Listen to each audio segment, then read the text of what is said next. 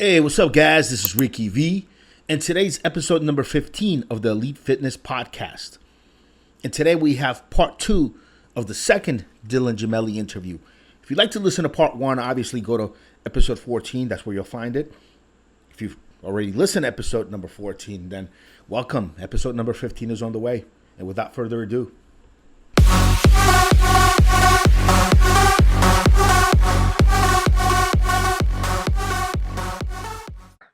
is it still trouble to get that in the market? Last I heard, 4 or 6 months ago, they run out of some of the raw material needed to make S4. Is that still being found?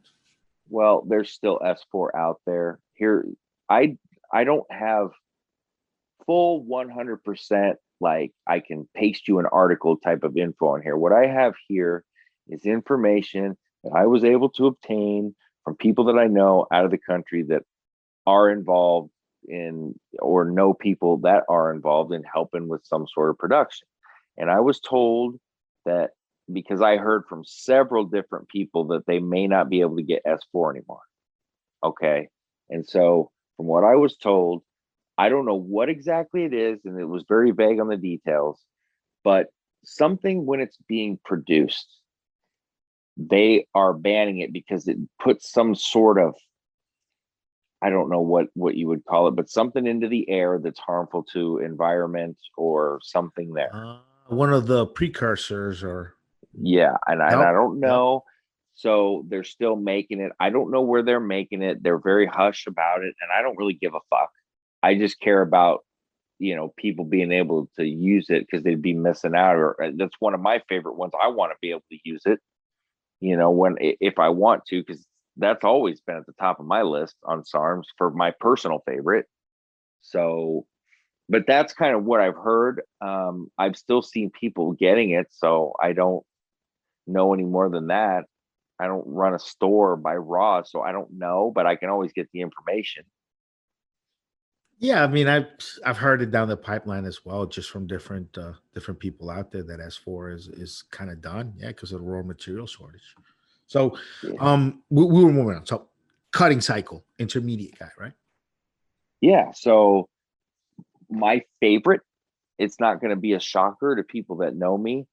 Just some test Scipionate or test prop, whatever you want to do. You want to do a shorter ester, longer ester, but with this cycle, you probably want to go longer ester because I pair it with Primobolan and then Anavar or Winstrol.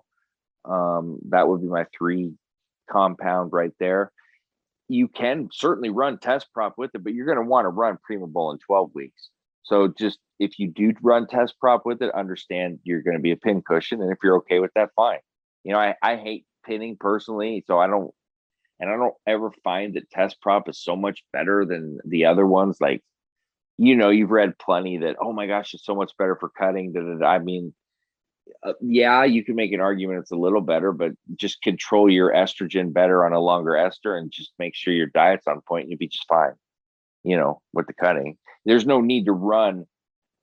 For me personally, here, I'll give you the dosing on this. I don't find it necessary to run 500 milligrams of testosterone like some people say you absolutely have to or you're not going to get anywhere. I think that's crazy. I don't know. Call me crazy, but I've seen plenty of people get great results on 3 or 350. I have several times myself. So, but to Yeah, each I their own on mean, that. I think, yeah, I mean, you get incredible results on just 250 mgs of testosterone a week. Yeah, man. If you've been training long enough, if you know your body, if you're dedicated, if you're only using the steroids as a little add-on to what you've already been doing for years, 250 mgs will get you jacked. I I agree, man. I'm so glad you said that because I sometimes people make me feel like I'm fucking losing my mind, those meatheads. And I'm like, no, fuck, no, you're wrong. You don't need that. You could do it, but especially on cutting, I don't find that smart nor necessary on a major cut.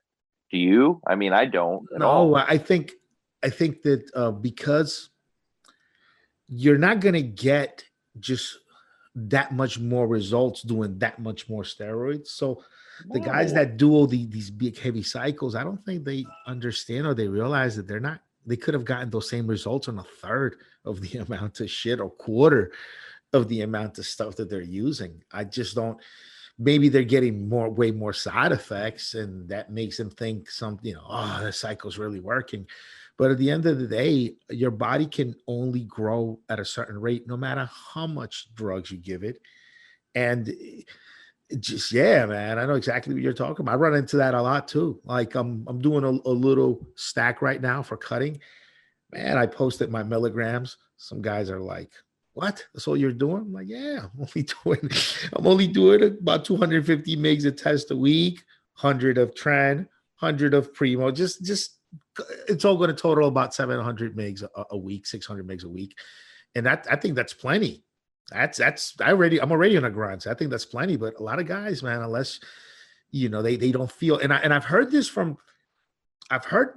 people that I consider to know their shit. Like there's a guy that I consult with sometimes on hormone stuff, information. He used to be a manufacturer, used to own his own brand and sold it.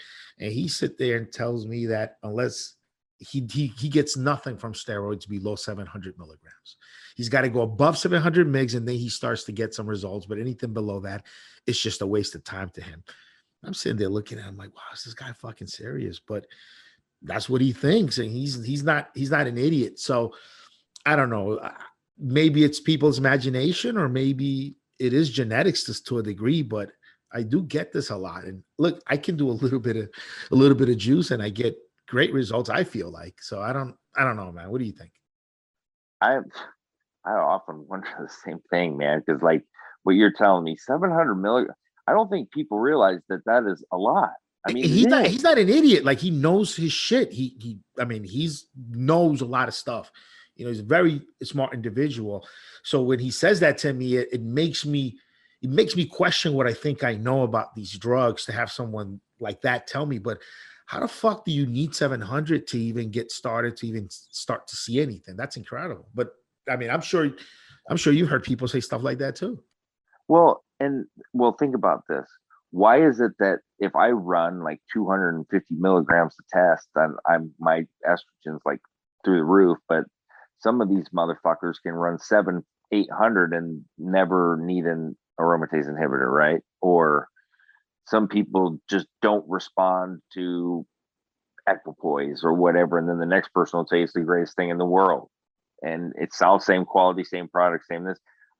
Honestly, sometimes we overthink it and don't just understand the obvious, which is everybody's so different on how they react to said compound that you can go off of facts and base it off of general, the majority you get this, but you should always kind of, I'm learning this as I teach and continually teach, preface that with just always remember that everybody's different. So just because I'm telling you this, it's not a guarantee. It's a general result, but this is shit's all over the place, and that's just a fact. Personal experiment is a personal experiment all the way through. Each person has to experiment on their own and use use things on their own for a while and see how it goes. And look, and even once you think you got it all figured out, you might get a little bit older and shit will just work differently on you. Fuck yeah, that's another thing that you have got to factor in. As you get older, shit hits you different. It just does. It's a guarantee. And sometimes you use something several times, and your body may not respond as well to it, or it might. I don't know. Some people will say you desensitize. Other people will tell you you're fucking crazy, and that's a myth. So I yeah no this it some steroids gave me different side effects as I was younger. Now they do something different. yes. EQ used to give me back acne. I always knew I'm using EQ, making progress, feeling good, but I'm going to have some back acne. Guess what? At 40 now, no more back acne from EQ. And I'm getting good EQ. It's not a side effect I get from it anymore. And I still get all the same benefits that I've always gotten from equipoise. And that side effect just went away. One of the things I'm feeling now is because I started using a little bit of trembling again. Now when I do anywhere over 150, around 200 megs of tremble in a week, my prostate starts to feel a little bit weird. Starts to feel like it's there. And then I drop the fucking trend and I'm fine. and I toss it back on, then my prostate starts to give me a little tingle when I piss sometimes, and I feel a little bit more than I normally would from bike riding. So, Ah, so now it's doing a little something different, and things just work like that as you get older. Certain things just work differently, I guess, right? Notice anything like that yourself? man, I notice all kinds of shit that don't make me too happy, especially with just aches and fucking pains. I mean, just sometimes just getting up half the time, I'm just like, man, fuck. Just from the abuse, all the running and the injuries, and I Yeah, notice a lot of a shit. runner's life is hard. Guys that run the way you do every single day, after years of running, things start to fall apart little by little, Man, and I but you know. still but you're still compelled to run, right? I mean, you're still fucking compelled to go and get the run in, even if things hurt, even if things are not great, and you got to ice shit down, right? Oh, you could literally just basically call me like the biggest hypocrite because I do exactly what I teach people to not do. You know, running through the pain and this and that and just pushing through it and just going, oh fuck it, I can do it, when it's like the worst idea you could possibly fucking do. That type of shit. Uh, I don't know, man. I'm just one of those guys that I have to do it. You just have to do it, no All right. matter what. So we got a little bit sidetracked. So let's keep it going now. Bulking cycle. Give me a Yes. bulking cycle. 3 compound max bulking cycle. Beginner, intermediate, experienced guy. What do you got for me? You know what? I didn't give you an experience cutting cycle, so I'll give you that really quick. Yeah. Hit that up. Hit that up. Test, trend, mass. You know it, and I know it. That's the cutting king, and for me, that's a level on where you're competing. That's the cycle you run. Just test, trend, and mass. Test prop, trend ace, mass prop. 100 milligrams every other day of test and trend. 200 milligrams every other day of mass, and that's your cycle for 8 weeks. And you can hit trend 8 weeks, and there you go. I like that. I I like that. That's yeah, cool. yeah. That's a basic one, and it fucking gets the job done. Yep. So Yep. I like that. yeah. Okay. So bulking, beginner cycle bulking. We'll start with the SARMS bulking cycle. I would always go LGD 4033. That's going to be the first one I recommend when you're bulking. Now the other ones you could say they're generally used for cutting, which they are, but they add a lot of lean muscle in the process. So you may ask me, well, Dylan, you just said RAD 140, for example, to use it for a cutting cycle. Well, yeah, I did, because you can cut tremendously with it. But if you're trying to gain size and you change your diet, RAD 140 is going to add some size. So I put that in there with LGD 4033. And then you could go one of two ways here. If you want to keep it a little bit lighter, MK2866. If you are okay with maybe having a few more sides, not a lot, but YK11. So either or on those, but that would be the three: LGD 4033, MK2866, or YK11 and RAD 140. That's interesting what you said about RAD 140, that it'll do what you want it to do depending on diet. Super draw and also trembolone are like that too. Yep. You can have a cutting diet, cutting training program, you'll cut on those, or you can have a bulking diet, bulking training program, and you'll gain on those. You depending on what you're doing, that they'll benefit you. That's interesting that RAD 140 does that. That's good to know. Very similar, brother. Very, very similar. And yeah, man, RAD 140, if you, and I've gotten these statistics from successful SARM sites on, I always like to be in the know on what is the most sought after SARM right now. Like, what are you selling the most of? It's RAD 140 for it, 3 different companies that I talked to. RAD 140. Yeah, it seems like a lot of people like it. A lot of people swear by it. It does Yes. help for both bulking, cutting. It's versatile. Doesn't have a lot of side effects. It seems like, compared to maybe a couple of the other ones. So it's a good one. It is, and it was intended to be used as testosterone replacement therapy. Now it fucking can't be, but that's what it was designed for.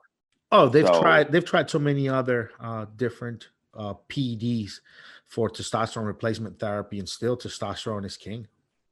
You know what? Even if they fucking came out and told me I could use something else for it, I'd just stay with test. I wouldn't even fuck with it. I think you need it, even if you add other things on there. I think your body just needs some of that regular old test, man. I agree, 100%. And I'm not doing Clomid for TRT. I'm not doing Trestolone. I'm not doing all this other bullshit like people say you can do. I'm not doing it. Testosterone. Oh, they've tried so many different steroids and SARMs as replacements for testosterone replacement therapy, and nothing is like it. So moving on, what do you got? Intermediate guy bulking, correct? Yeah. So you know what, man?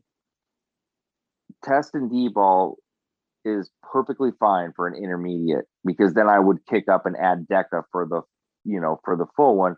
But you could as an intermediate do that test, DECA and D-ball. But my only concern then is understanding how to run that cycle properly. You want to get greedy on that cycle, you're going to end up like a water balloon. You could run that cycle so effectively and make tremendous gains and not have to be a bloated fish. And some people are okay with that. I don't like it for several reasons, because it's a false narrative to me, because that weight's going to be gone fast. And I don't find it wise to put that much strain on your body, holding that much water, adding that blood pressure strain. I don't think it's necessary, man, especially for something you're not going to keep. So why not run it at a more moderate level? Make sure you're using your ancillaries properly. Don't eat like a fucking pig where you do this imaginary dirty bulk, which is a license to eat whatever you want. That doesn't exist. That's a farce. That's bullshit. Eat right, get big gains, but don't go for unwanted gains. Then I'd say that's a good intermediate cycle for, otherwise just test and D-ball if you can't handle that. I'm going to just throw this out there for guys listening. Like, this would actually be a good bulking cycle. You'd make great gains on 250 to 300 tests a week.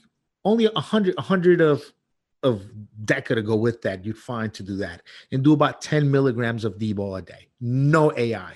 Just get a little bit of estrogen water retention. Write that out. If you get a little bit of itchy nipples, a little bit of Novadex. Some guys say Novadex kills gains. I've never found that to be the case. And you're good to bulk on that. I don't think you need a ton more. I guess you could do more if you're more experienced and you already have a lot of muscle mass on you. So maybe you could double those numbers and go 500 tests, 200 mgs DECA, 20 mgs D-ball, right?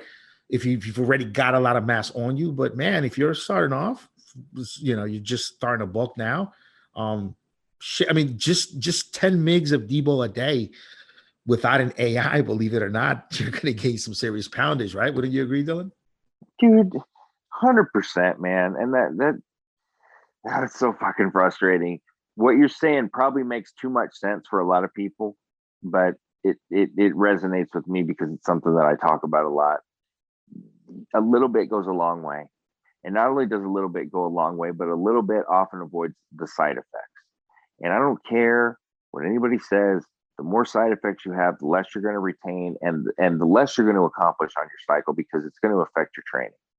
There's no reason to do that to yourself to make gains. It's just unreasonable. You don't have to do it. The cycle you gave is great. What I always do, because people always ask, and you get this question all the time too, what is the best test to nandrolone ratio, right?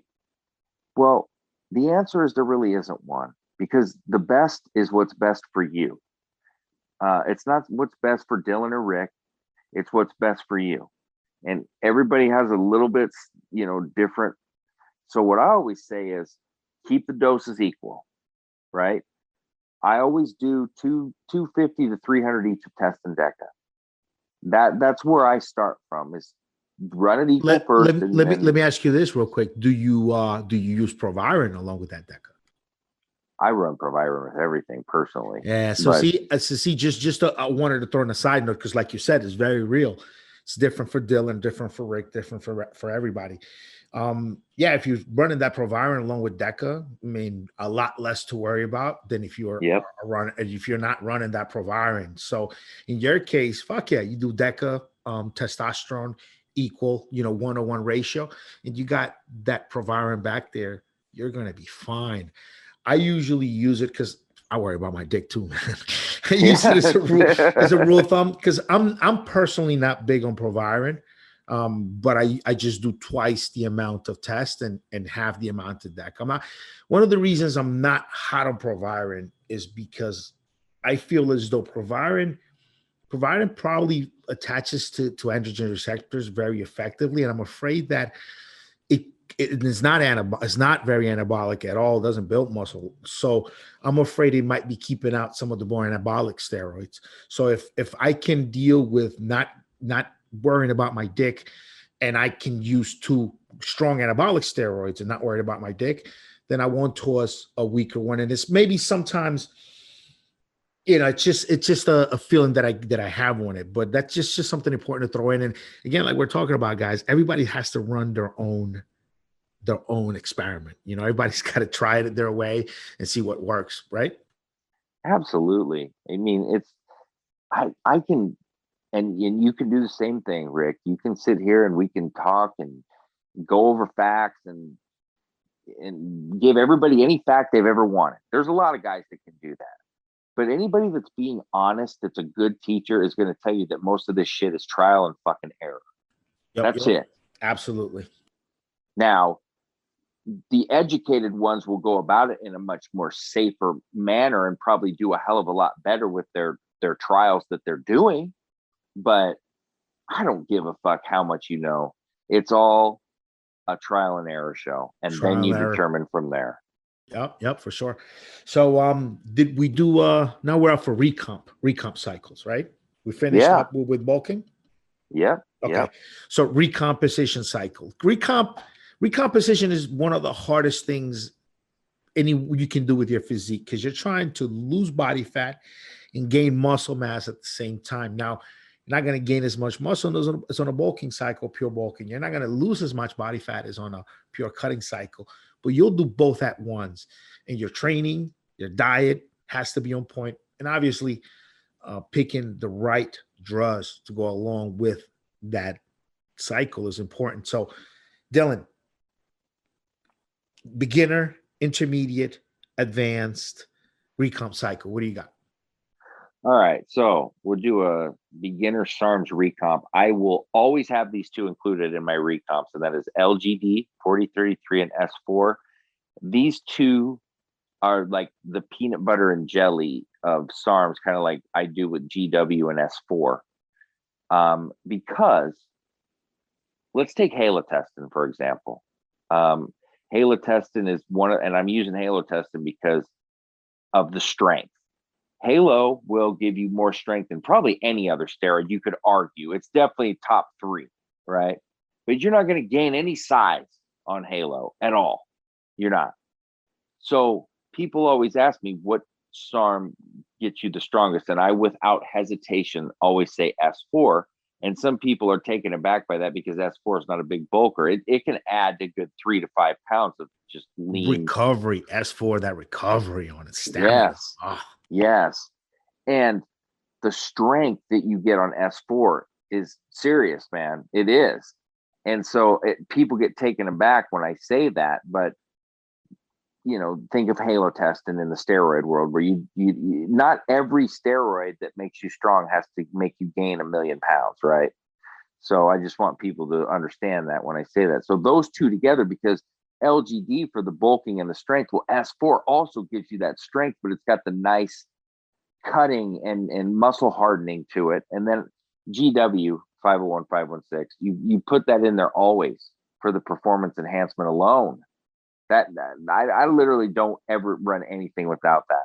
I just don't.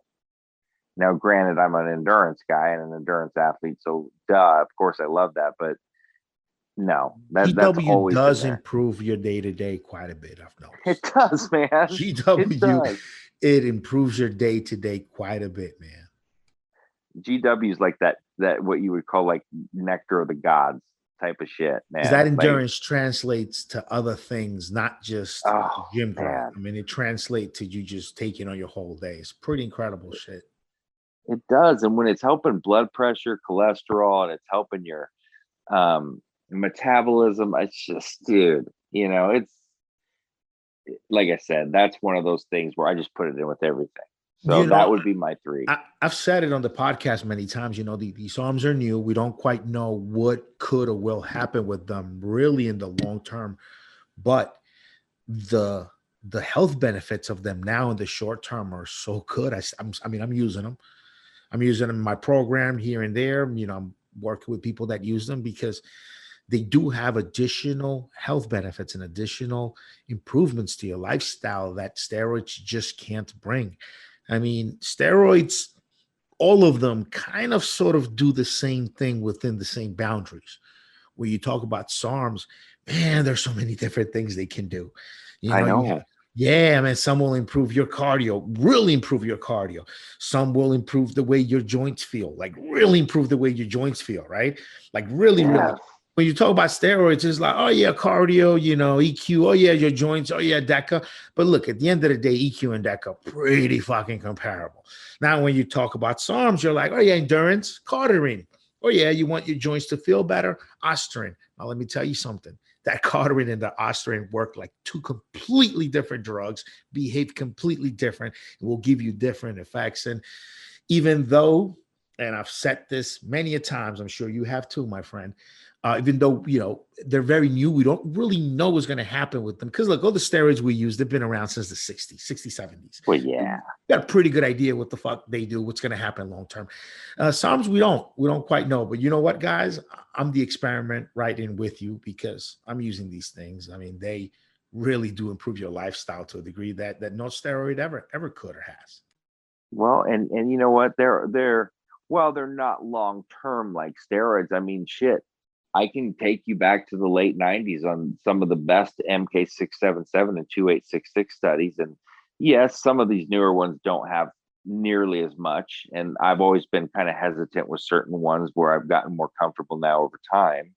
But, there's a lot there. I mean, fuck's sake, there's a lot of stuff. Just this vaccine alone right now, there's nothing on this, and it's you're told these are safe, and so you don't really know. But a lot of these SARMs were designed for medical purposes and uses, just like a lot of steroids were. Not all of them, but you know, I mean, you just take what you've got and take. I base a lot of my stuff not just on studies, but on my firsthand experience, because you and I both know that people can make studies look however the fuck they want. So you take that firsthand experience, and I don't preach on that till I have years and years of that experience and thousands of people I've coached or taught or seen or whatever. Then I have confidence to say some of the things I say now. But until that, you've got to be careful with what you say, or at least you should, right? I mean, I want credibility. So I take comfort in some of the things that I say now because I've seen it and observed it so many fucking years. I don't know everything, but I've seen quite a bit. So I don't know. I prefer that firsthand a lot more so than some of these studies that I've seen. But of course, we use the studies. You always Got to use the put it all studies. together. Yeah, for sure. You got to Yeah. put it all together because you got to have firsthand experience to know what you're talking about. So, Yeah. any more on the recomping, my friend? Recomp. Yeah. So let's go intermediate recomp. So, you know, two of my favorite steroids for recomp are T-ball and equipoise. So I think a good one is just test an equipoise or test an T-ball, and then as you get a little bit more advanced, stack them together. Those are great recomp steroids that are often underappreciated or just kind of oversights to people, because they kind of fall into that. They're not really bulking, but they're not really cutting, so they kind of off on their own, but they do a lot, you know. And I'm not the biggest EQ fan in the world, but it is effective for a lot of people. So that's a good one with T-ball. A lot of people love T-ball after they try it. lot of people. T-ball is a good steroid. Yeah. It is. It is. I mean, it's just D-ball without the water almost, you know?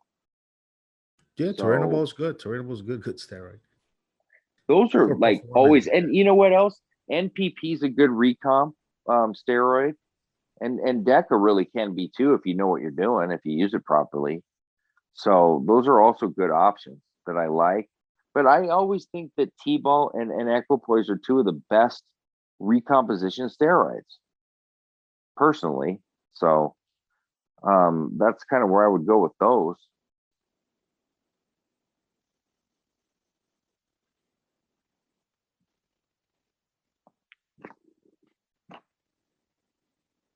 You there? Oh, okay. So best recomp cycle. Just put together any stack you want that you know will work. And what would you put together? Top stack. You Final know thought. what? I would go test Turinabol, NPP, and I would actually throw in their YK11 from the SARMs. And I think that would be a mean recomposition, mean. And you could even go with S23, but I like YK11. That would be a really nice recomp, man. Really nice.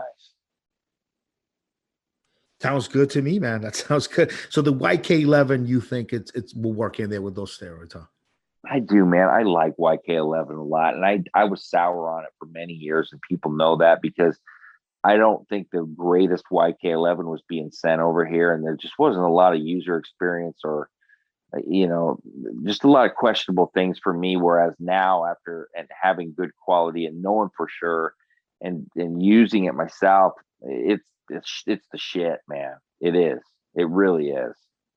I got to be honest about where I was wrong in the past. It is the shit. YK11. That's cool. That's Yeah. that one I haven't tried yet. That one I need to That's when you got you'll appreciate it. You will appreciate that one. I think you'll love it. might need to give it a shot here shortly. So listen, my man, pleasure as always.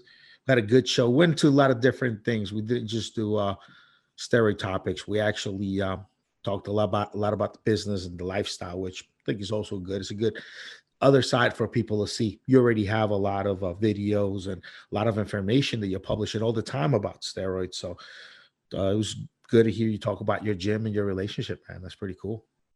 Yeah, I like getting into things other than just the same old shit. It's more fun. It's more fun to talk about. And people want to know, when they watch your videos, when they hear your content, people are always going to be curious to know more. So yeah, thank you for sharing with us today, man. Yeah, absolutely. I always fun and always a pleasure. You know that. All right, cool. Listen, my man, I'll have you on again in the next few weeks, man. Thank you very much for your time, brother. Have a good one. Anytime, man. You too.